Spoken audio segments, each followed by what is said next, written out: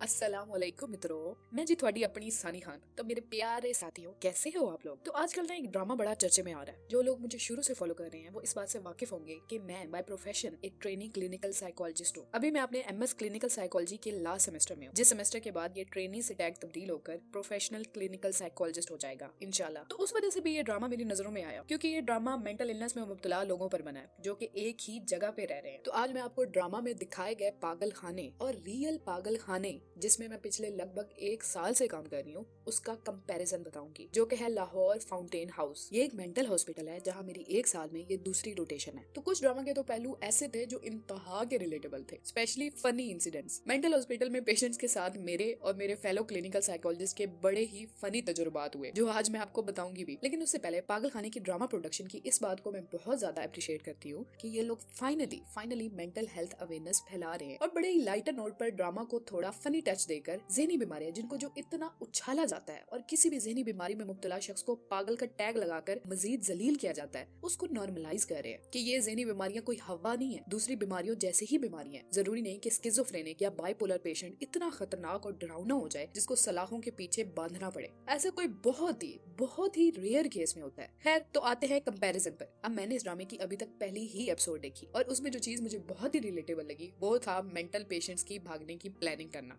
अब ये पिछले हफ्ते की ही बात है। फाउंटेन हाउस में सारे पेशेंट्स, चाहे वो स्किज़ोफ्रेनिक हो, डिप्रेसिव हो, बाइपोलर हो, वो सब आजाद घूमते फिरते हैं। इवन आते जाते हमें मिलते रहते हैं। कुछ स्किज़ोफ्रेनिक पेशेंट पास आकर बैठ जाते हैं और आकर अपनी कहानियां सुनाने लग जाते हैं, अपनी हेलुसिनेशंस, डिल्यूजन्स। किसी को लगता है जी कि नवाज शरीफ को वजीर आजम उसने बनाया, कोई अपने आप को फाउंटेन हाउस का ओनर कहता है, किसी के दिमाग में कंप्यूटर तो सीने में स्मार्टफोन लगा हुआ है, और कोई जी एंजेलिना जूली का माशूक है। इस तरह इन डिल्यूजन के साथ वो हमें अपनी हेलुसिनेशंस भी बता रहे होते हैं कि देखे मैम, आपके पैरों से फूल निकल रहे हैं, उन फूलों के ऊपर से एक सड़क जा रही है, उस सड़क पर जो गाड़ियां चल रही है ना, उनका मालिक मैं हूँ। खैर, ये तो स्किज़ोफ्रेनिक और बाइपोलर से रोज की बातचीत है। लेकिन वाहिद वो पेशेंट जो फाउंटेन हाउस में बार्स के पीछे यानी लॉक करके रखे जाते हैं, वो हैं ड्रग एडिक्ट्स, क्योंकि ड्रग एडिक्ट्स बाकी पेशेंट से ज्यादा अग्रेसिव और डेंजरस साबित हो सकते हैं। तो पिछले हफ्ते सब ड्रग एडिक्ट्स को पता चला कि उनमें से एक ड्रग एडिक्ट भागने की प्लानिंग कर रहा है। तो सारों ने मिलकर प्लान बनाया कि यार, हमको कंट्रोल करने वाले कितने ही लोग हैं। वार्ड में एक गार्ड है, एक डॉक्टर है और 2 नर्स। वो जब भागने के लिए जाएगा, ये सब उसको पकड़ने के ध्यान में होंगे और तब हम सब भाग जाएंगे। तो खैर, हुआ कुछ यूं, जब वो पेशेंट भागा तो ये सब भी भागे। तो गार्ड ने उन सबको रोकने की कोशिश की। इसी गैमा गैमी में पेशेंट के हाथ में जो आया उन्होंने बेचारे गार्ड को दे मारा। उनमें से एक पेशेंट ने गार्ड को इतने बुरे तरीके से मारा कि उस बेचारे के कान का पर्दा फट गया। लेकिन खैर, इस सब के बावजूद वो भागने में नाकाम रहे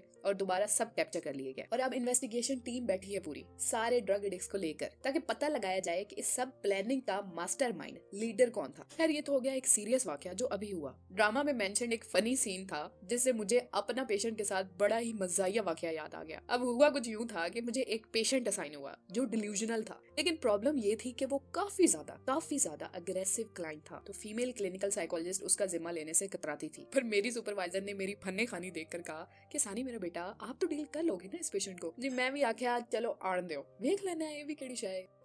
लेकिन हुआ कुछ यूं कि मैंने जब उसका सेशन लिया तो वो इंतहा का अनरिस्पॉन्सिव था, बिल्कुल भी रेपो बिल्ड नहीं हो रही थी। इंतहा का रिलक्टेंट और रेजिस्टेंट क्लाइंट था, बार सेशन से भाग जाता था। तो सोचा मैंने कुछ ऐसा कि रोज ना इसे बुलाया करूंगी, किसी दिन तो कंफर्टेबल हो जाएगा ना और रेपो बिल्ड हो जाएगी। तो लेट्स सपोज कि उसका नाम अजय था, तो मैं ना रोज आते जाते उसको मिलूं और कहूं, अस्सलाम वालेकुम अजय, कैसे हो। वो रोज के रोज मुझे एक प्रॉपर घूरी डाले और जवाब न दे, लेकिन मैं भी ना ढीठों की तरह फिर भी रोज उसे सलाम करती और हाल पूछती, और वो रोज के रोज डिस्गस्टिंग सा फेस बनाकर मुझे इग्नोर करता। एक दिन वो धूप में बैठा था तो मैंने फिर से उसे बुलाया, अस्सलाम वालेकुम अजय, कैसे हो। तो वो मुड़ा मेरी तरफ और बड़ा ही अनॉयड फेस बनाकर मुझे बोला, यार तुम पागल हो, रोज पूछने आ जाती हो अजय कैसे हो। नहीं करनी मैंने तुमसे बात, पागल गई की, इलाज करवाओ जाके अपना, पागल।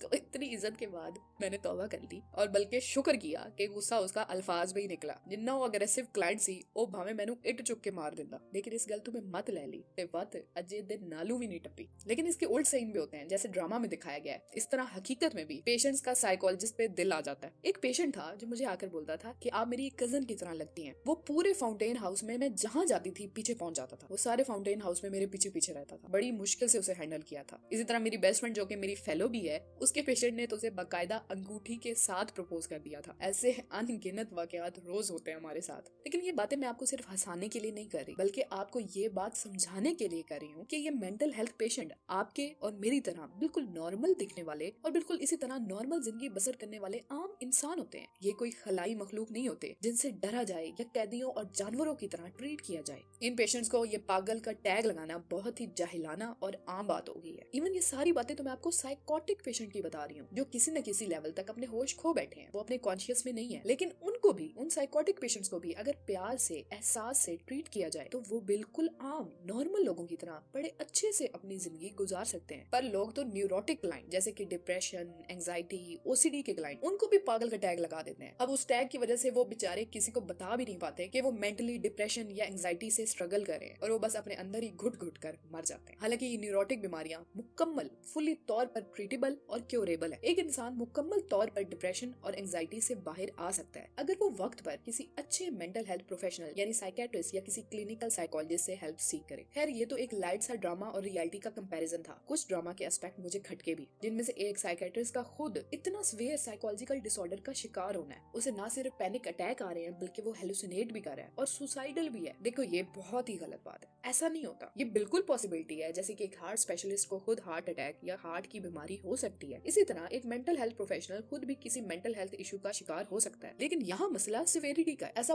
पॉसिबल ही नहीं कि कोई साइकेट्रिस्ट या क्लिनिकल साइकोलॉजिस्ट खुद इतनी सिवियर मेंटल हेल्थ कंडीशन में मुब्तला हो और वो इतने काम और कंपोजर से पेशेंट्स को डील कर रहा हो। ड्रामा बनाने वालों ने ये सीन बहुत गलत किया है। ऐसे ना जो मिथ है लोगों की कि यार पागला नु ट्रीट करने वाले आप पागल होंगे, ये मिथ सच हो जाएगी। इस ड्रामा को देखने के बाद लोग इस बात पर यकीन करने लग जाएंगे, उनका मेंटल हेल्थ प्रोफेशनल से एतबार ही उठ जाएगा और वो खुद अंदर ही अंदर मरते रहेंगे लेकिन थेरेपी नहीं लेंगे। तो ये बात इस ड्रामा को सोसाइटी के लिए बहुत खतरनाक भी बनाती है, जिस पर मुझे शदीद एतराज है। बाकी इस ड्रामा को लेकर या किसी भी मेंटल इलनेस को लेकर आपका कोई सवाल है या आप किसी भी चीज को लेकर एक क्लिनिकल साइकोलॉजिस्ट का पर्सपेक्टिव या मशवरा जानना चाहते हैं तो आप कमेंट बॉक्स में पूछ सकते हैं। I will love to respond all of them. इस ड्रामा को लेकर एक फॉलो अप रिव्यू वीडियो भी मैं जरूर बनाऊंगी। उसके लिए मिलती हूँ मैं तुम लोगों को अगली वीडियो में। तब तक मेरे प्यारो, रखो अपना ते नाल आलंदा ख्याल। अल्लाह ने के मान।